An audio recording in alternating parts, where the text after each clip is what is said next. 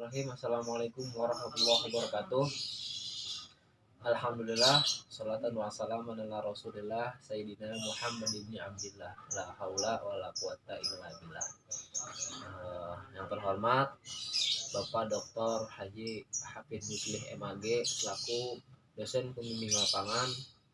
Yang saya hormati Ibu Eni Rohaini SPDI selaku guru pamong mata pelajaran pendidikan agama Islam dan budi pekerti, serta anak-anakku sekalian kelas 9 yang berbahagia.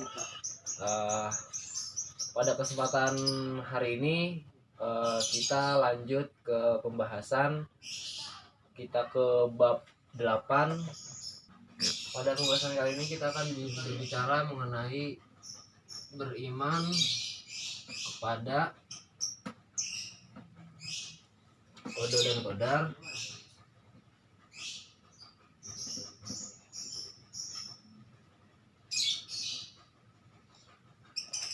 berbuah ketenangan hati. Nyambungin gampang.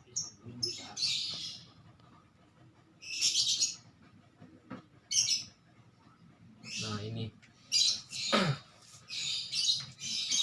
dalam bab 8 disebutkan bahwa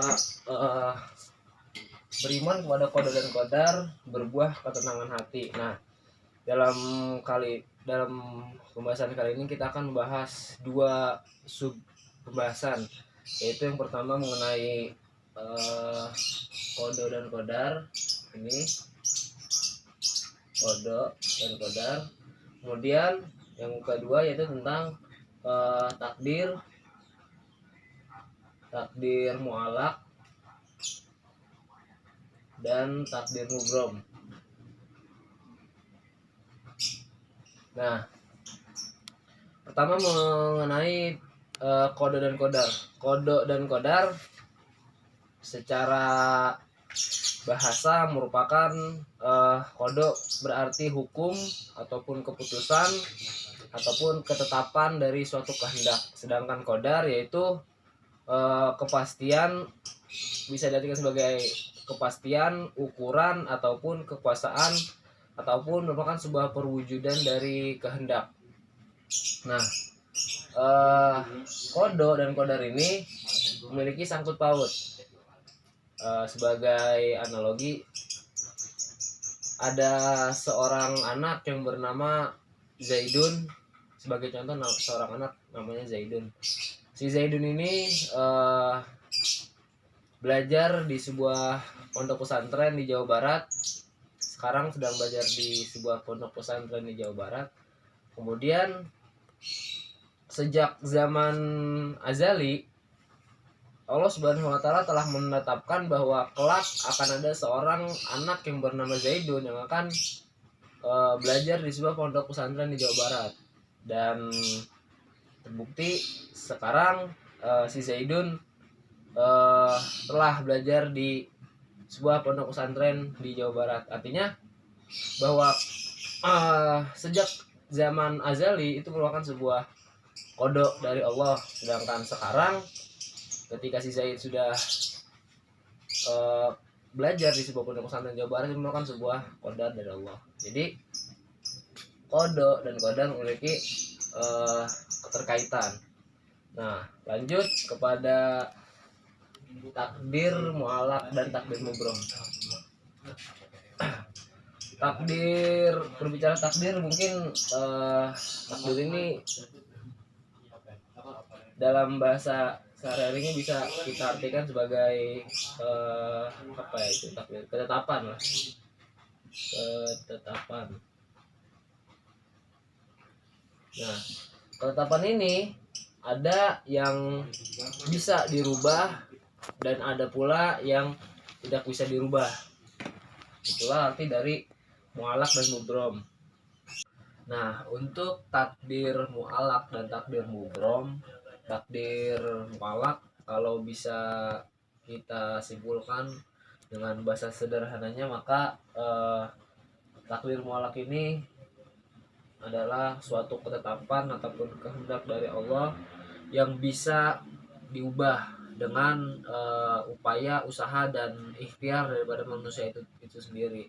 Nah, sedangkan takdir mubrom ini merupakan suatu ketetapan dari Allah yang tidak bisa diubah oleh manusia. Meskipun si manusia tersebut berusaha sekeras mungkin, berusaha berikhtiar segigih mungkin, akan tetapi takdir mubrom ini tidak bisa diubah oleh manusia. Nah, sebagai contoh takdir mualak ini ada seorang anak seorang pejabat, ya dipandang oleh masyarakat umum akan menggantikan posisi orang tuanya, karena si anak ini anak pejabat gitu ya, dan digadang-gadang oleh masyarakat umum akan menjadi pejabat lagi menggantikan sang bapaknya.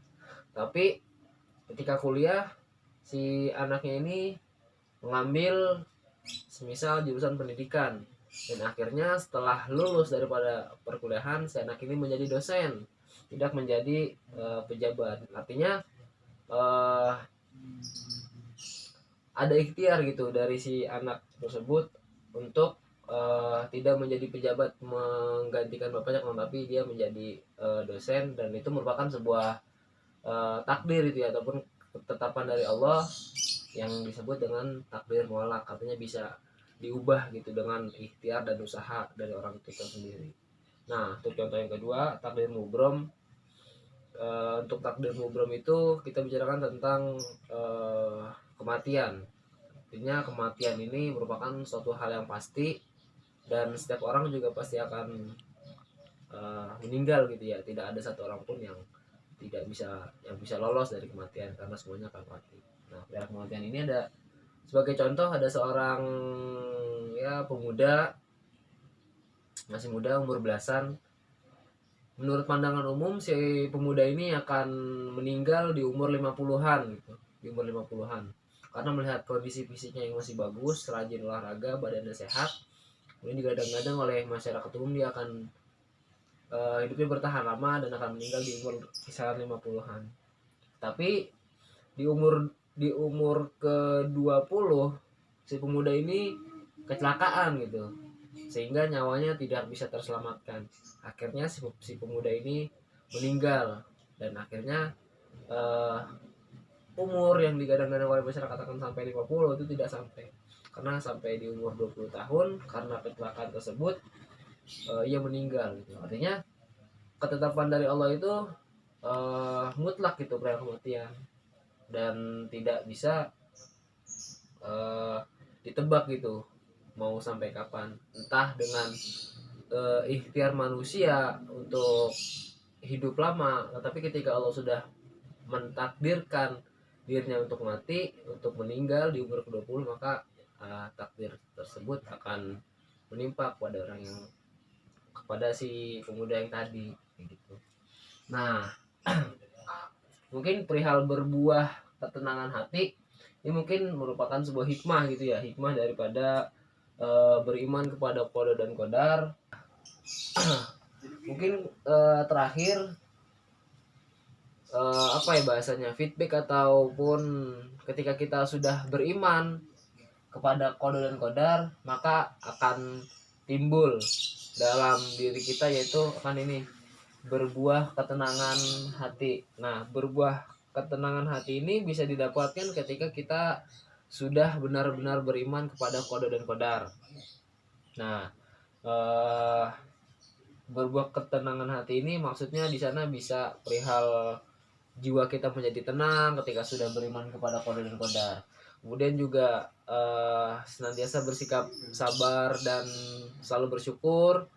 Kemudian selalu menumbuhkan jiwa optimis ketika kita sudah beriman kepada qada dan qadar. Kemudian juga menjauhkan diri daripada sifat sombong. Nah, mungkin untuk pembahasan di bab 8 dicukupkan. Qada dan qadar, takdir mu'alak dan takdir mubrom. Mudah-mudahan apa yang Bapak sampaikan pada hari ini bisa bermanfaat kepada anak-anak semua dan bisa diterapkan ke dalam kehidupan sehari-hari. Dicukupkan untuk materi pada kesempatan hari ini. Terima kasih pada anak-anak yang telah menyempatkan untuk menonton video pembelajaran kali ini. Mudah-mudahan bermanfaat dan semoga kita dapat mengamalkan apa-apa yang telah Bapak sampaikan. Terima kasih atas segala perhatian dan mohon maaf apabila dalam penyampaian Bapak terdapat kata-kata yang kurang berkenan di hati anak-anak. Untuk itu Bapak mohon dibukakan pintu maaf yang seluas-luasnya. Wassalamualaikum warahmatullahi wabarakatuh.